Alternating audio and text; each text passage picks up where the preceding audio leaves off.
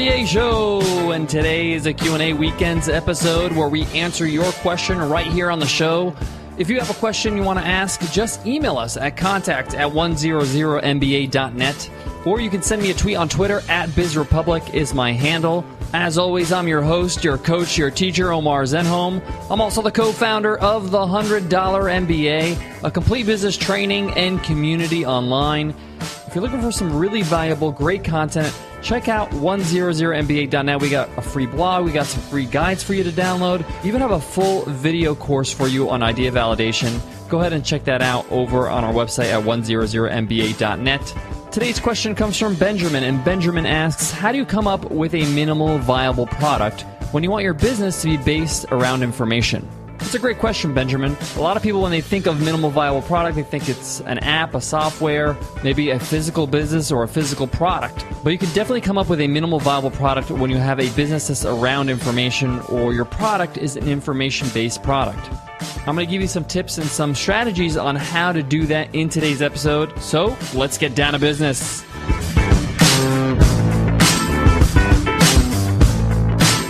Today's episode of the $100 MBA Show is sponsored by Media Temple. Media Temple's grid service has been the web hosting choice of more designers, developers, and creative professionals than any other platform. That's because a single grid account can host anything from your portfolio site to 100 different client projects.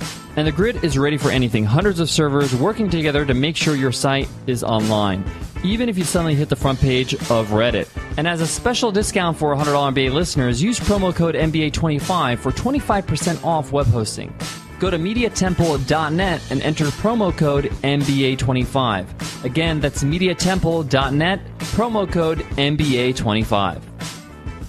So Benjamin asks, how do you come up with a minimal viable product when your business is around an informational product? This is a great question, an essential one for many people that are listening. I'm going to give you an example. Say, for example, I want to create a full course, a 6-module course. It's video-based, it's membership-based, and the course is all about how to improve your golf game. Let's say, for example, the course is called How to Improve Your Golf Game by 5 Strokes or More. Now, this is a big project. This is not easy to build. And you need to make sure that people actually want to learn golf in a video course format. And maybe if the promise is enough, maybe 5 strokes is not enough in order for me to be compelled to buy this course. So you want to create a minimal viable product to see if this idea is valid. And you could start with something completely free, like a blog post. You can write a blog post on this topic, and you can include pictures, you can even include little video snippets, and see the response you get from your readers. Spread it on social media, see what people think. Are you getting comments on the blog? How many page views are you getting on your Google Analytics? See if this is resonating with people. Do people want more? Do they find it helpful? What are some of the comments saying? A blog post is a good place to start because you're going to get the information across. Yes, it'll be written, but you'll also have some visuals like pictures and maybe even some video clips. And it's a good way to test the waters. It also allows you to flesh out the idea in your own head. Sometimes when you put it down on paper or on the screen, you start to realize, oh, I need to tweak it. I need to change it. This doesn't really make sense, or maybe it's not being communicated properly. Writing a blog post allows you to really get laser focused with your communication. See, you can have a great idea, but if you can't communicate it properly, you're really, really in trouble. People really need to understand what you're offering. Now, you've created the blog post, and you got some good feedback from your readers. Now what? You want to move forward. You want to take it to the next level. You may want to create an ebook and sell your ebook for a low price. You may want to charge maybe $20 or $30 for your ebook. Now, it's going to take you some time to put this ebook together. And now that you're selling something, you're going to have to market this thing. And obviously, you're going to have a sales page. So that's going to take you some time as well. But it's going to get you into the exercise of selling your information. Again, it could be on the same topic, improving your golf game, reducing it by 5 strokes, 6 strokes, whatever you decide. And create an ebook. And an ebook doesn't have to be this epic, encyclopedia. It doesn't have to be 800 pages. There's some really great ebooks that I bought online that are less than 100 pages. Again, you can include some multimedia. And you can even include a community aspect to it, like having a private Facebook group or a Slack channel. But the point here is you're starting with a very minimal product that you're actually selling. It's not the full-fledged course you have in the back of your mind, but at least now you're making money. You're actually exchanging your information for dollars or euros or yen or whatever currency you're going to be accepting. And this is a very important step because people can read blog posts, they can download free guides, But it's a different audience when people buy. Now you're talking about buyers, and their feedback is going to be a little bit different. You're going to have to take their feedback a little bit more seriously because these are people that actually purchased your product. They're more committed to somebody who hasn't purchased from you or is reading something that's free. Now, we love every member of our audience, of course, but you got to pay attention to feedback from those who bought versus those who didn't. And you want to cultivate this relationship because you know you have that course in your mind. You know that you're going to be releasing that, and you want those people to be interested in that course. When I say those people, I mean buyers, those who have already bought things from you. In this case, your ebook. They've already proven to you that they think you're worth their dollar. Guys, I got more on today's topic, but before that, I got to give love to today's sponsor, Skillshare.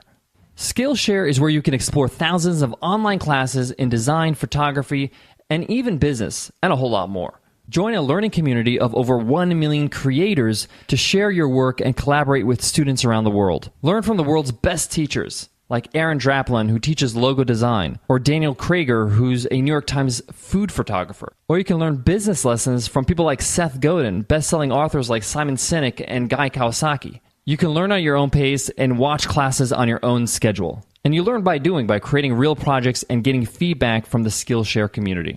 And what I love about Skillshare, it's affordable.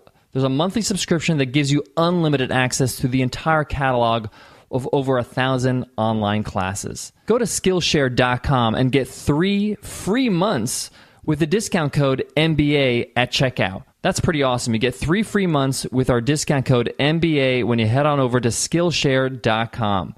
Thanks, Skillshare, for all your support. Again, that's Skillshare.com. Use discount code MBA and get 3 free months.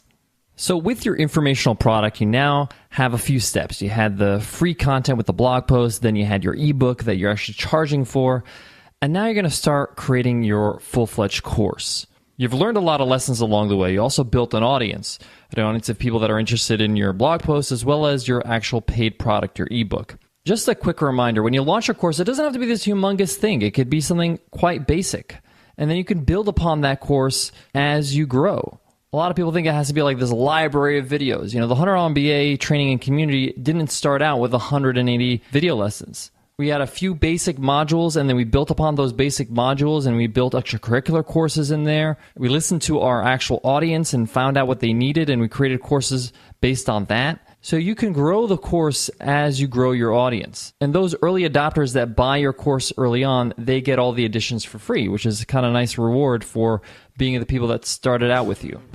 So Benjamin, I hope that answers your question, and I hope that helps everybody who's listening. Having a minimal viable product or offer is essential. You don't want to jump into something and make all these mistakes after spending a lot of time and money. Start with something very small, something minimal.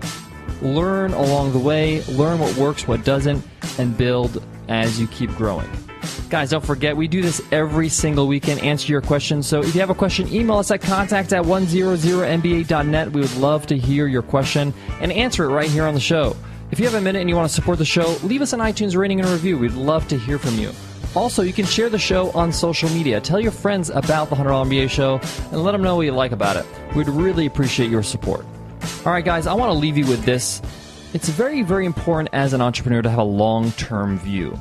I just laid out a long-term plan for that actual course being launched, starting with a blog post and then building upon that with an ebook and then selling that ebook and then moving on to a smaller course and then a larger course later on. Having a long-term view allows you to really see the bigger picture. Yes, you do want to make money. Yes, you do want to have your online business take care of your expenses. But if you want something sustainable, something that's going to take care of you and your family for the long term, then think long term. All right, guys, I hope that helps, and I hope to see you in tomorrow's episode. I'll see you then. Take care.